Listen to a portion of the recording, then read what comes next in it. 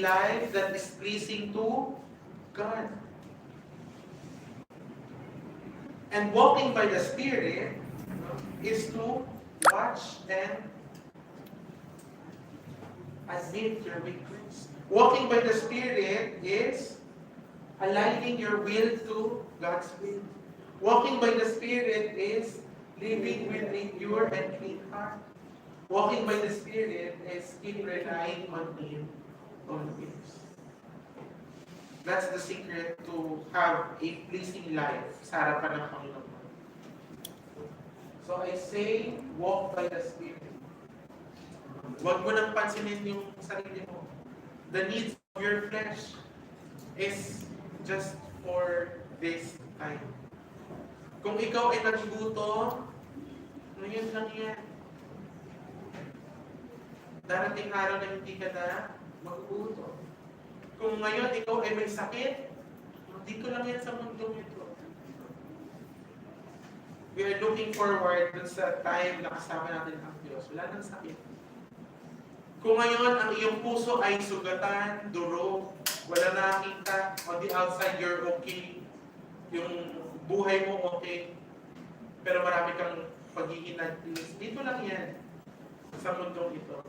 What we are looking forward ay mamuhay tayo sa kaharian ng Panginoon. So, let's practice it sa lupang ito. Sa mundong ito, habang nandito pa tayo. I-practice na natin na para ba tayo namumuhay na nasa kaharian ng Panginoon. Hayaan natin ang banal na Espiritu ang manguna sa ating mga buhay. Sige po, tayo ay magtatapos. Godliness is not a place to reach. It is but a path to walk by. Kung dahil lamang kay Jesus, kaya tayo nakakalakad sa banal na Espiritu. Huwag niyong hintayin na kayo ay tawaging godly dahil maganda ang inyong pamumuhay panlabas. Kundi, kayo ay Panginoon na godly dahil ang inyong puso ay nasa Kanya. Hindi ito ina-achieve. Hindi ito kinakamit. Hindi ito dinideserve yung pagiging godly. It is always a constant activity, no? Walking with the Spirit. Lumakad kasama ng banal ng Espiritu. Kailan ka huling lalakad? Kapag patay ka na, kapag kinuha ka na ni Lord. No, but while we're still living, no, continue to walk with the Spirit. May struggle, pero kasama mo ang Diyos.